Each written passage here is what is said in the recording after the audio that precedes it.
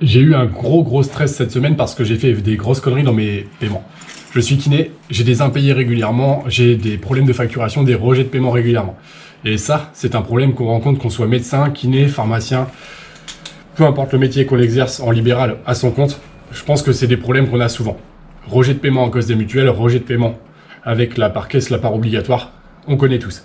Et quand tu travailles et qu'au final, tu ne touches pas l'argent que tu dois avoir, c'est un petit peu emmerdant en fait. Au final, tu travailles gratos. Donc c'est des aléas qu'on rencontre dans ces métiers-là, et plus particulièrement dans mon cas. Je vais t'expliquer un petit peu tout ça, je vais te dire comment éviter les rejets de paiement. Si tu es patient, tu vas comprendre le pourquoi il y a des rejets de paiement par moment, quelles sont les choses que tu dois faire en tant que patient pour que les choses soient réglo. Mais en tout cas, j'ai eu un très gros stress la semaine dernière, et ça m'a mis en panique, et je vais t'expliquer comment j'ai résolu tout ça, et comment faire si tu es un jeune diplômé, ou si tu es diplômé depuis longtemps pour ne pas en avoir.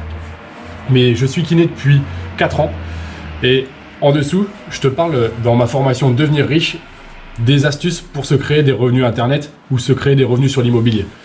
J'ai investi dans cet immeuble où je suis actuellement, un immeuble de plusieurs appartements qui me permet d'être rentier cette année. Et là, on y est vraiment presque, ça touche à sa fin, c'est vraiment très proche de pouvoir être loué, donc je suis rentier très prochainement. Et ma formation Devenir riche, formation gratuite que je te conseille vraiment. Mais par contre, pour ma formation immobilier, ma formation qui est payante, mon étude de cas, actuellement, elle est au prix d'un petit restaurant. Et même ton petit cousin, avec des carambars, il peut se l'acheter. Donc, c'est le moment si tu veux en profiter. Alors, mes rejets de paiement en tant que kiné. Chaque année, j'ai des rejets de paiement. Je travaille à mon compte. Et du coup, ce qui fait qu'en étant à mon compte, je prends la carte mutuelle des patients, je passe la carte vitale dans mon lecteur. Ça, c'est comme ça que ça se passe. Quand je fais une séance. Pour facturer, c'est pareil.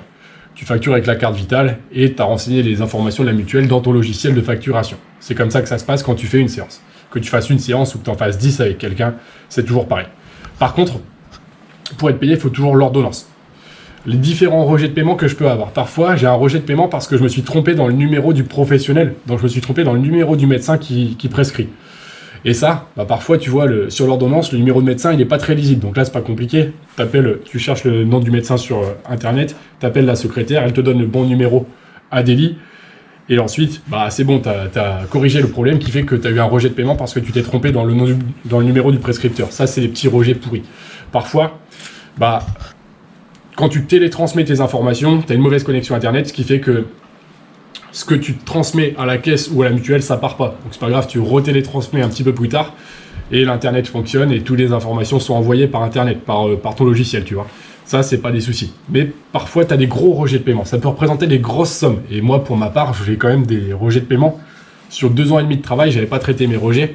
Et j'ai des rejets de paiement qui sont de 6-7 000 euros. Et j'ai fait une grosse connerie dans mes rejets. Je vais t'expliquer. J'ai des patients pour qui j'avais été payé par la part sécurité sociale, par la part caisse. Mais je n'avais pas été payé par la part mutuelle.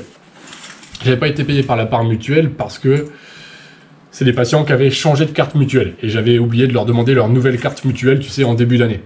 Et du coup, forcément, rejet de paiement. Qui dit rejet de paiement dit obligé de faire des papiers. Et comme un couillon, j'ai refacturé sur mon ordinateur. Ce qui fait que j'avais été payé par la caisse. J'avais coché comme si le patient m'avait payé pour la part caisse en me disant du coup la caisse ne va pas me payer cette part là, ce qui fait que j'ai été payé pour ces patients par la part caisse, par la sécu, et les patients aussi ont été payés par la sécu pour ces traitements là. Et comme j'avais fait cette connerie là, c'était des traitements sur 2 ans, ça représentait à peu près 4000 balles. 4000 balles pour plusieurs patients différents où j'avais fait des erreurs. Donc j'étais en panique, je me suis dit, ah merde, j'ai fait n'importe quoi, je me suis trompé. La sécu m'a payé puis a payé le patient. Comment ça va se passer? Je vais être obligé de rembourser alors que au final, je vais devoir repayer ce que le patient a déjà touché.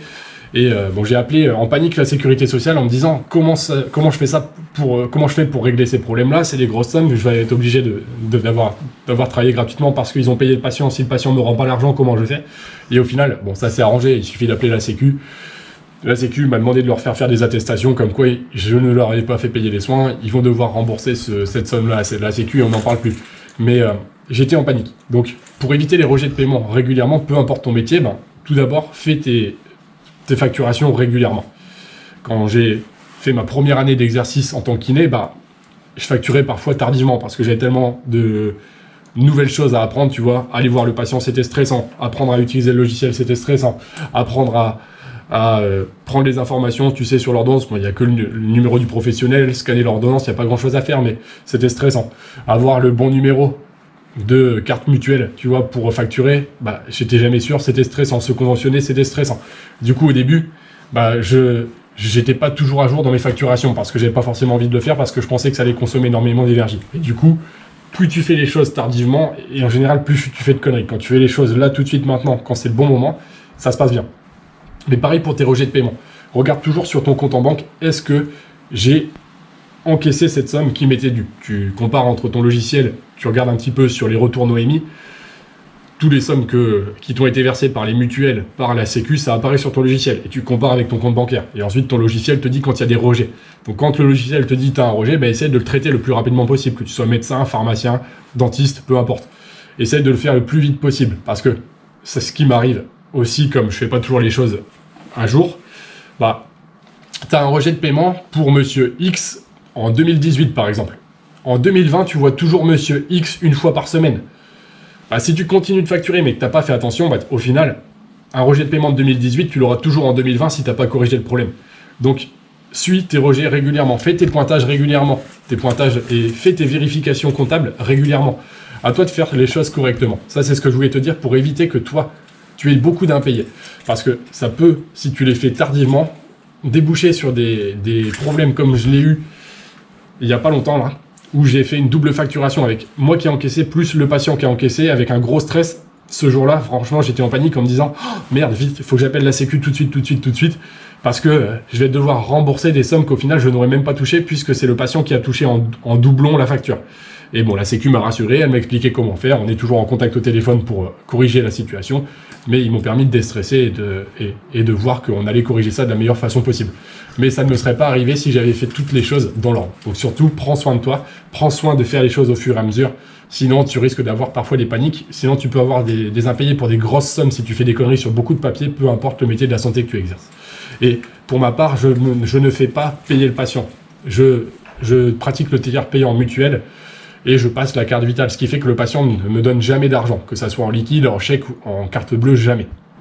Donc c'est pour ça que, de mon côté, je dois prendre les informations mutuelles, je dois prendre les informations carte vitale. Et ensuite, je rentre tout dans mon logiciel et j'envoie les factures en télétransmission, tu sais, par mon ordinateur. Tout arrive directement à la Sécu, aux mutuelles, qui me font directement les versements sur mon compte parce que je suis conventionné. Mais si tu fais pas les choses régulièrement, bah, tu seras en panique comme je l'ai été parfois. Et je pense tous les professionnels de santé, on est tous un petit peu concernés par ne pas toujours vérifier nos paiements ou ne pas traiter nos rejets de paiement au bon moment, mais c'est une connerie. Donc je te souhaite de bien faire les choses. En tout cas, en dessous, tu peux toujours regarder ma formation immobilier. Je te la conseille maintenant, tout de suite, parce qu'actuellement, le prix est cassé. Et comme je te dis, pour 4 malabars, tu as accès à cette formation sur l'immobilier où tu apprends énormément de choses. C'était un immeuble presque en ruine que j'ai fait rénover par des artisans. J'ai fait poser des compteurs, j'ai fait en place une division. Et il y a énormément de choses qui ont été mises en place. J'ai fait faire mes déclarations de travaux.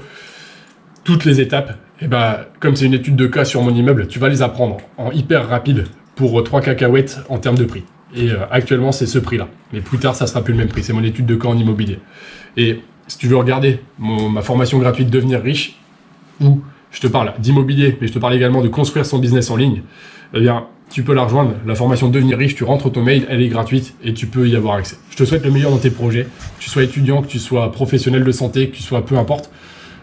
Crois en toi parce qu'un projet, si tu crois en toi, eh bien, il y a déjà une bonne partie qui est réalisée et qui est en place.